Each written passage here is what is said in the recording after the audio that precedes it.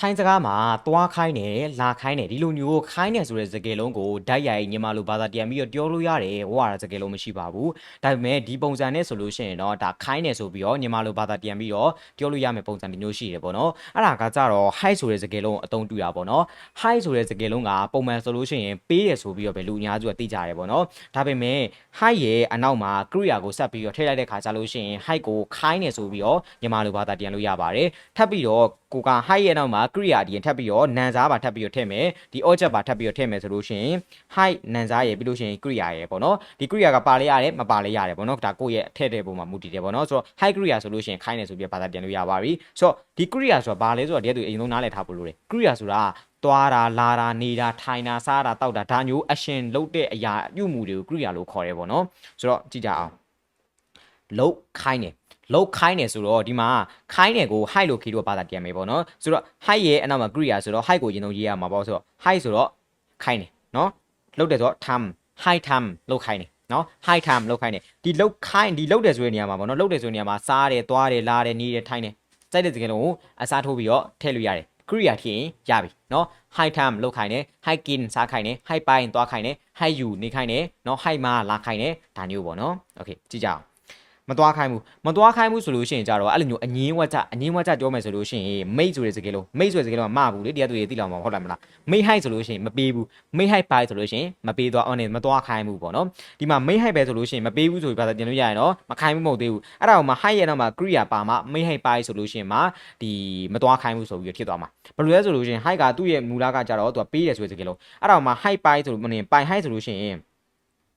ပိုင် high ဆိုလို့ရှိရင်ပေါ့နော် high ပိုင်းမဝင်နဲ့ပိုင် high ဆိုလို့ရှိရင်သွားပေးရဆိုပြီးဖြစ်သွားလိမ့်ဒီမှာ time high ဆိုလို့ရှိရင် time high ကဒီညမှာနေလိုက်လို့ရှိရင် time high ဆိုလို့ရှိရင်လုတ်ပေးရဖြစ်သွားလိမ့်မယ်နော်ဒါကြောင့်မလို့ high ရဲ့အနောက်မှာ Korea ပါမှာခိုင်းတယ်ဆိုပြီးဘာသာပြန်လို့ရပါ make high ပိုင်းမသွားခိုင်းဘူး make high time မလုပ်ခိုင်းဘူး make high မှာမလာခိုင်းဘူး make high you မနေခိုင်းဘူးဒါမျိုးပေါ့နော်ကွာ Korea စကားလုံးဘယ်လောက်တည်လဲအဲ့တည့်ရဲ့စကားလုံးအကုန်လုံးလာပြီးစားထိုးရလို့ရတယ်အဲ့ဒါဆိုလို့ရှိရင်ခိုင်းတယ်ဆိုပြီးဘာသာပြန်လို့ရထပ်ပြီးတော့ကျွန်တော်ကိုမသွားခိုင်းဘူးကျွန်တော်မသွားခိုင်းဘူးဒီမှာထပ်ပြီးတော့နန်စာ object ထပ်ပြီးတော့ထည့်ခြင်းတယ်နော် object ထပ်ပြီးတော့ထည့်ခြင်းတာတိတိကျကျမလို့ခေတို့ကခေတို့ရဲ့ပုံစံဘာလဲဆိုလို့ရှိရင် high ရဲ့နန်စာရဲ့ Korea ရဲ့နော်ဒါပေမဲ့ဒီမှာမှခေတို့ကအငင်းထည့်ခြင်းတာအငင်းမေးခြင်းတာတိတိကျကျမလို့ make ကအနေမိတ်ဆိုတဲ့စကားလုံးက high ရဲ့အရှိမနေမယ်ဆိုတော့မိတ် high ဆိုမပေးဘူးအဲ့ဒါမှမိတ် high ဖုံဆိုလို့ရှိရင်ကျွန်တော်ကိုမပေးဘူးအဲ့ဒါမှမိတ် high ဖုံပိုင်းဆိုလို့ရှိရင်နော် Korea ပါလဲလို့ရှိရင်ခိုင်းနေဆိုပြီး high က auto ဘာသာထိပြန်လို့ရပါတယ်နော်မိတ် high ဖုံပိုင်းကျွန်တော်ကိုမသွားခိုင်းဘူးနော်โอเ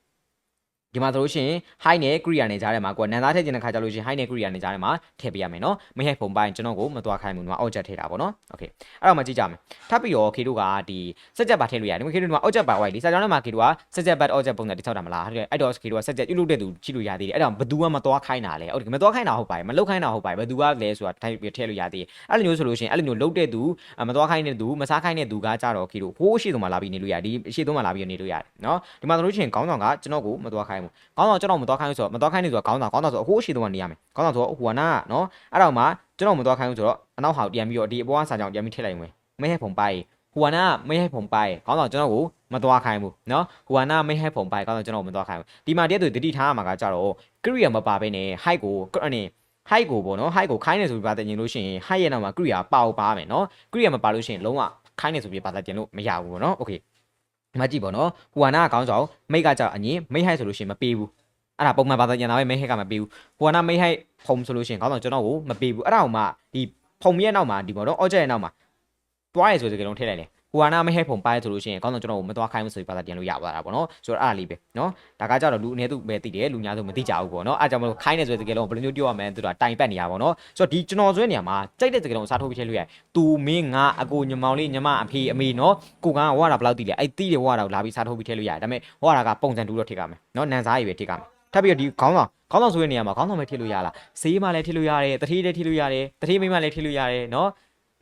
အမေလည်းထိလို့ရအဖေလည်းထိလို့ရစက်တဲ့သူထိလို့ရနော်မဲဟဲ့ဖုံပိုင်အမေကျွန်တော်မသွားခိုင်းဘူးဒါမျိုးပေါ့နော်ကွာဟောကတီးဖို့ပဲအရေးကြီးတယ်နော်ဒါကကြောက်သူကပတ်တန်တဲ့သူတွေပေါ့နော်โอเคထပ်ပြကြည့်မယ်ခေါင်းဆောင်အလုံးနားမခိုင်းဘူးခေါင်းဆောင်အလုံးနားမခိုင်းဘူးเนาะခေါင်းဆောင်အလုံးနားမခိုင်းဘူးဒီကွာကြမှာဆိုလို့ရှိရင်ခေတို့ကဘသူ့ကိုနားမခိုင်းနိုင်လဲဆိုတော့မပါဘူးเนาะဆိုတဲ့ကြောင့်မလို့ခေတို့ကဒီဟာနဲ့ object ထည့်ကြမှာတော့ဗောနော်ခေါင်းဆောင်ဆိုဟူဝါနာခေါင်းဆောင်ကအလုံးနားမခိုင်းရလေဟူဝါနာအလုံးနားမခိုင်းဘူးဆိုတော့မိဟိုင်းအလုံးနားရဲဆိုတော့လာငန်ခွင့်ယူရဲဆိုတဲ့သဘောဗောနော်အလုံးခွင့်ယူရဲဆိုတဲ့သဘောလာငန်ကကြောက်အလုံးခွင့်ယူတာပေါ့နော်လာကကြောက်သူကခွင့်ယူတာတို့လာငန်ဆိုလို့ရှိရင်အလုံးခွင့်ယူတယ်နော်ဟူဝါနာမိဟိုင်းလာငန်ခေါင်းဆောင်အလုံး ခွင့်မယူခိုင်းဘူးအလုံးနားမခိုင်းဘူးတူပဲလေးဟုတ်တယ်မလားဟိုကနာမေးဟလာငန်းခေါင်းဆောင်အလုံးနားမခိုင်းဘူးအဲ့ဒါမှခေါင်းဆောင်ဘသူ့ကိုအလုံးနားမခိုင်းတာလေ object ပါကျွန်လို့ရှိရင်ခေတို့ကဘယ်နားမှာထည့်ရမလဲ high နဲ့ဒီဟိုနေလားနဲ့ဆိုတဲ့ဂျားထဲမှာလာပြီးတော့ထည့်လိုက်အောင်နော်ဟိုကနာမေးဟဲผมလာငန်းခေါင်းဆောင်ကျွန်တော်အလုံးနားမခိုင်းဘူးနော်ဒီအလုံးနားခိုင်းနေဆိုရင်နေမှာခေအရှိမခေတို့ပြောခဲ့တယ်မှာသွားတယ်ဆိုလာတယ်ဆိုတကယ်လို့ထည့်လို့ရဟုတ်တယ်မလားနော်ဟိုကနာမေးဟဲผมလာငန်းခေါင်းဆောင်ကျွန်တော်ကိုအလုံးနားမခိုင်းဘူးနော်โอเคထပ်ပြီးကြည့်ကြအမေကျမကိုပြည့်စီတွားဝယ်ခိုင်းတယ်အမေကျမကိုကြည့်စီတွားဝယ်ခိုင်းတယ်အမေကျမကိုအမေဆိုတော့မဲနော်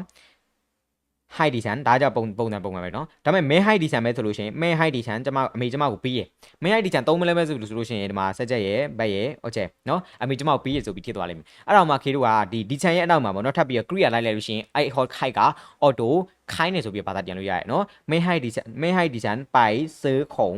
งမဲ high ဒီဆန်ပိုင်ซื้อของအမေကျမကိုဒီရှိသွားဝယ်ခိုင်းတယ်နော်ဤသွားဝယ်ဆိုပိုင်ซื้อของနော်ဒီမှာဆိုလို့ရှိရင်ဒါဒီမှာကကြောင့်နောက်ထပ်စာကြောင်းတစ်ကြောင်းထည့်သွားတာပေါ့နော်ဒီချမ်းဆက်ချက်ပြီးလို့ရှိရင် back ပြီးလို့ရှိရင် object နော်ဒီချမ်းပိုင်စေးခုံကျမဒီတီသွားဝယ်တယ်အဲ့တော့မှမဲဟိုင်းဒီချမ်းပိုင်စေးခုံဆိုလို့ရှိရင်အမေကျမကိုဒီတီသွားခိုင်းတယ်ဒါမျိုးဘာသာပြန်လို့ရတယ်ပေါ့နော်ထပ်ပြီးကြည့်အောင်ဆရာကကျောင်းသားတွေကိုအိမ်စာလုပ်ခိုင်းတယ်ဆရာကကျောင်းသားတွေကိုအိမ်စာလုပ်ခိုင်းတယ်ဆရာကကျောင်းသားတွေအိမ်စာလုပ်ခိုင်းတယ်ဆိုတော့ဒီမှာဆိုလို့ရှိရင်ဆရာဆိုတော့ crew နော် crew လို့လည်းသုံးလို့ရတယ် crew နော်ကျောင်းသားတွေဆိုတော့ high นักเรียนเนาะအိမ်စာလုပ်ခိုင်းတယ်ဆိုတော့ทำกันบ้านเนาะ crew high นักเรียนทำกันบ้าน crew high นักเรียนทำกันบ้านเนาะဆရာကကျောင်းသားတွေကိုအိမ်စာလုပ်ခိုင်းတယ်သူ့ရဲ့ပုံစံအဲ့တိုင်းပဲသွားနေမှာပဲဒီမှာ crew high นักเรียนပဲဆိုလို့ရှိရင် crew high นักเรียนပဲဆိုလို့ရှိရင်ဆရာကျောင်းသားတွေကိုပေးရဆိုပြီးပါသက်ပြန်သွားလိမ့်เนาะအဲ့တော့မှဒီမှာ crew ထပ်ပြီးပါလိုက်မယ် crew ထပ်ပြီးမပါလို့မရဘူး crew ထပ်ပြီးမပါလို့ရှိရင်ခေတို့ဒီပေးရဆိုပြီးပါသက်ပြန်လို့ရမယ်ခိုင်းနေဆိုပြီးပါသက်ပြန်လို့မရအောင်เนาะ crew high นักเรียนทำကျောင်းသားဆရာကကျောင်းသားတွေကိုလှုပ်ခိုင်းတယ်အဲ့ဒါမှဘာလို့ခိုင်းတာလဲဆိုတော့ကန်บ้านဆိုတော့အိမ်စာပေါ့နော် crew high นักเรียนทำกันบ้านเนาะဆရာကကျောင်းသားတွေကိုအိမ်စာလှုပ်ခိုင်းတယ်ဒါလေးပဲပေါ့နော်ထပ်ပြီးတော့ဒီနေ့ဆေးမှာကျွန်တော်ကိုအချိန်ကိုမလှုပ်ခိုင်းဘူးဒီနေ့ဆေးမှာကျွန်တော်ကိုအချိန်ကိုမလှုပ်ခိုင်းဘူးဒီနေ့ဆိုတော့วันนี้ဆေးမှာဆိုတော့ซามิยันเนาะကျွန်တော်ကိုအချိန်ကိုမလှုပ်ခိုင်းဘူးဆိုတော့ไม่ให้ผมทำ OT วันนี้ซามิยันไม่ให้ผมทำ OT วันนี้ซามิยันไม่ให้ผมทำ OT เนาะဒီနေ့ဆေးမှာကကျွန်တော်ကိုအချိန်ကိုမလှုပ်ခိုင်းဘူးနော်ဒီမှာဆိုလို့ရှိရင်ဝန်ကြီးကကြောက်တာသူအပိုထက်လာတဲ့စကေလုံးပဲဘာမှမဆိုင်ဘူးအဒီဝန်ကြီးဆိုတဲ့စကေလုံးဟိုးရှိမှနေလို့ရဆိုတော့အနောက်မှနေလို့ရတယ်နော်ဒီဆိုင်ထဲမှာဆိုလို့ရှိရင်ဒါအရှိမှနေရပေါ့နော်ဒီမှာဆမီယန်ကကြောက်တော့ခုနခေါင်းဆောင်နေရနေတူတယ်နော်ခေါင်းဆောင်နေရကိုသူဝင်လာတာပဲတွေ့လားစကေလုံးတွေစားထိုးပြီးသုံးလို့ရတယ်ဆိုတာအဲ့ဒါပဲပေါ့နော်ไม่ให้ผมทำဆိုလို့ရှိရင်ကျွန်တော်ကိုမလုပ်ခိုင်းဘူးလေဟုတ်တယ်မလားဆမီယန်ไม่ให้ผมทำခေါင်းဆောင်ကျွန်တော်အနေဆေးမှကျွန်တော်ကိုမလုပ်ခိုင်းဘူးအဲ့တော့မှဟိုကနာไม่ให้ผมทำဆိုလို့ရှိရင်ခေါင်းဆောင်ကျွန်တော်ကိုမလုပ်ခိုင်းဘူးဘာကွာလဲဝါရလေးပဲကွာတာနော်ပတ်တန်သူကအဲ့သွားနေ flow အဲ့တိုင်းပဲအဲ့တိုင်းသူ့ရဲ့ပုံစံတိုင်းပဲသွားနေတာပေါ့နော်ဒီမှာအဲ့ဒါမှဖုံထမ်းကျွန်တော်ဘာလုပ်တာလဲOD လုပ်တယ်ဆိုအချိန်မလုပ်တယ်ဆို OD လုပ်တုံးတယ်ပေါ့နော်ထိုင်မှာဒီအင်္ဂလိပ်စကားလုံးကလာတာပဲ overtime ကလာတာပဲပေါ့နော်วันนี้ซามิยันไม่ให้ผมทำ OT เนาะဒီနေ့စီမာကကျွန်တော်ကိုအချိန်မလုပ်ခိုင်းဘူးဒါဆိုလို့ရှိရင်တော့တရားသူတွေဒီခိုင်းနေဆိုတဲ့စကားလုံးဘယ်လိုမျိုးကောင်းမှပြောရမလဲဆိုတာနားလည်သွားပြီပေါ့နော်ခေကိုဒီစကားလုံးတစ်လုံးပေါ့နော်ခေါင်းဆောင်ဖုံမတုံခိုင်းမှုတော့ဒီစကားလုံးတစ်လုံးကိုဒါကိုယ့်လိုထိုင်းကိုယ့်အကိုထိုင်းလိုမျိုးစဉ်းစားပြီးတော့ပေါ့နော်ကွန်မန့်မှာမှန်ပေးခဲ့လို့ရပါတယ်မှန်လားမှားလားဆိုတာခေလာပြီးတော့စစ်ပေးပါမယ်ပေါ့နော်โอเคကိုကထိုင်းစကားကိုကောင်းကောင်းမို့တွေ့တဲ့ချိန်ပေမဲ့ဘယ်ကနေဘယ်လိုမျိုးစပြီးတော့လေ့လာမှလည်းမသိဘူးဘယ်လိုမျိုးနည်းလမ်းတွေသုံးပြီးတော့လေ့လာလို့ရှိရင်ထိအောင်မလဲဆိုတော့မသိဘူးဆိုလို့ရှိရင်စိတ်မပူပါနဲ့ပေါ့နော်ခေရှိနေပါပြီပေါ့နော်တကယ်လို့မိတ်ဆွေကခေစီမှာထိုင်းစကားတွေကိုလေ့လာခြင်းနဲ့ဆိုလို့ရှိရင်ပေါ့နော်လုံးဝအခြေခံတစ်လုံးမှမသိသေးတဲ့အခြေအနေကနေစပြီးတော့ကိုပြောချင်တာကောင်းမို့တွေ့နိုင်တဲ့အထိကိုခေတို့ဒီ2လ3လအတွင်းမှာပဲကောင်းကောင်းမို့ရတော့အောင်သင်ကြားပေးမယ့်အတန်းတွေရှိနေပြီပေါ့နော်တကယ်လို့ကိုကဒီအချိန်မအားဘူးအချိန်နည်းနည်းပဲပြီးနိုင်တယ်ဆိုလို့ရှိရင်ခေတို့ဗီဒီယိုကလပ်တက်လို့ရတယ်ပေါ့နော်အကွာအချိန်အားတယ်ပြီးလို့ရှိရင်ခေနဲ့ညနေချင်းတိုင်းလေ့လာခြင်းနဲ့ဆိုလို့ရှိရင်ဒီ zone ကလပ်တက်လို့ရတယ်ပေါ့နော်ဆိုတော့ခေရဲ့အတိုင်းကဘယ်လိုမျိုးတွေသင်ကြားပေးမှာလဲခေဆိုလို့ရှိရင်ခေကဒီကသူတွေကိုပေါ့နော်စာတကြောင်းဒီထိုင်ချက်ခိုင်းပြီးတော့ဒါချက်ဒါပြောပြီးလို့ရှိရင်ဒါပဲရဆိုတဲ့ပုံစံမျိုးမသင်ကြားပေးပါဘူးပေါ့နော်ဘယ်လိုမျိုးသင်ကြားပေးမလဲဆိုလို့ရှိရင်စာကြောင်းတစ်ချောင်းပုံကိုအဓိကသင်ကြားပေးမှာပဲဖြစ်ပါတယ်ပေါ့နော်စာကြောင်းတစ်ချောင်းပုံသင်ကြားပြမှာတဲ့ကြောင်းလို့ခေတို့စလုံးတစ်လုံးပေါင်းဆက်မယ်နှလုံးပေါင်းဆက်မယ်သုံးလုံးပေါင်းဆက်မယ်လေးလုံးပေါင်းဆက်မယ်အဲ့လိုမျိုးပေါင်းဆက်သွားရတယ်ပြီးတော့ခေတို့အများကြီးပဲအလုံး100အလုံး100အဲ့လိုမျိုးပေါ့နော်ကိုပြောချင်တာပြောနိုင်တဲ့အထိကိုခေတို့ပေါင်းဆက်သွားမှာပဲဖြစ်ပါတယ်ပေါ့နော်တကယ်လို့မိတ်ဆွေကခေနဲ့တူလာပြီးတော့လေ့လာလို့ရှိရင်ပေါ့နော်3ရက်လေ့လာပြီးတဲ့အချိန်တွင်းမှာပဲခေတို့ဟောရတာအလုံး100တိယုံနဲ့ဒီစာအောင်နေစကယ်စနဲ့ဝါကြပါအောင်ပေါ့နော်စာကြောင်းပါအောင်ထောင်နဲ့ချီပြောနိုင်နေမှာပဲဖြစ်ပါတယ်ပေါ့နော်ဒီသင်တန်းပြီးသွားတဲ့ခါကျလို့ရှိရင်တော့သိန်းနဲ့ချီကိုတရားပြောနိုင်နေမှာပဲဖြစ်ပါတယ်ပေါ့နော်ဒါကကြတော့စာကြောင်းတစ်ချောင်းပုံရဲ့အဓိကအားသာချက်ပေါ့နော်တကယ်လို့ကိုကဗီဒီယိုကလပ်တက်မယ်ဆိုလို့ရှိရင်ခေအနေနဲ့ပေါ့နော်ဒီလက်ဆောင်ပေးထားတဲ့အတန်းတွေရှိပါတယ်ပေါ့နော်ဒီစာကြောင်းတစ်ချောင်းပုံကကြောက်ခေအဓိကသင်ကြားပေးမှာပေါ့နော်အဲ့ဒီသင်ခန်းစာတွေတက်ပေါ့နော်အဲ့ဒီသင်ခန်းစာတွေဒီမှာခေတို့ထပ်ပြီးတော့ပေါ့နော်ဒီကသူတွေကိုသိကျင်တဲ့ဝါတိုင်းကိုတွားပြီးတော့လေ့လာလို့ရအောင်ခေစီမှာအဲ့လိုမျိုးပေါ့နော်ကိုသိကျင်တဲ့ဝါအားလုံးသိရဖို့အတွက်ပေါ့နော်ဝါအတန်းဆိုပြီးတက်ပြုလုပ်ပြီးတော့ခွဲပေးရတယ်အဲ့မှာကိုကျက်တဲ့ဝါတွားပြီးတော့လေ့လာလို့ရတယ်ပေါ့နော်ထပ်ပြီးတော့ဒီကသူတွေ ကိုပေါ့နော်ခေကလိလာတာပို့ပြီးအဆင်ပြေသွားအောင်လို့ပေါ့နော်ဒီစပွားနေချင်းလိလာပြီးတဲ့အခါကြလို့ရှိရင်တကယ်သူအလုပ်ခွင်ဝင်အဆင်ပြေသွားအောင်လို့ဒီအလုပ်လျှောက်တာတို့စေုံစီကန်းသွားတာတို့နော်အခန်းကားတာတို့စောက်ဆိုင်မှာအလုပ်လုပ်တာတို့ပေါ့နော်ပြီးလို့ရှိရင်ဟိုတယ်တို့ဆော့လို့ကြီးတို့ဘက်ခွင်တာတို့ဘက်ရတာတို့ဒါတွေအပြင်ပေါ့နော်ထပ်ပြီးတော့အတန်းထဲမှာအများကြီးရှိသေးတယ်ပေါ့နော်ဒီလိုမျိုးခေတို့အုပ်စုလိုက်စကေပြောတွေကိုလည်းခေကထပ်ပြီးတော့ဒီတင်တန်းနေနဲ့လုပ်ပြီးတော့ပေါ့နော်ဒါလက်ဆောင်ပေးမှာပဲဖြစ်ပါတယ်ပေါ့နော်ဒါကြောင့်ဗီဒီယိုကလပ်တက်တဲ့သူတွေအတွက်ပေါ့နော်တကယ်လို့ကိုကခေနဲ့တူညနေချင်းဇုံကလပ်လေးလာခြင်းတဲ့သူဆိုလို့ရှိရင်ကြတော့ဒီဇုံကလပ်လာပြီးတော့အလိုက်ုံနဲ့ပေါ့နော်ခေတို့ဒီစာကြောင်းတစ်ပုံဗီဒီယိုကလပ်ရောပြီးလို့ရှိရင်ဒီလက်ဆောင်အတန်းတွေရောအကုန်လုံးကိုအခမဲ့လက်ဆောင်ရမှာပဲဖြစ်ပါတယ်ပေါ့နော်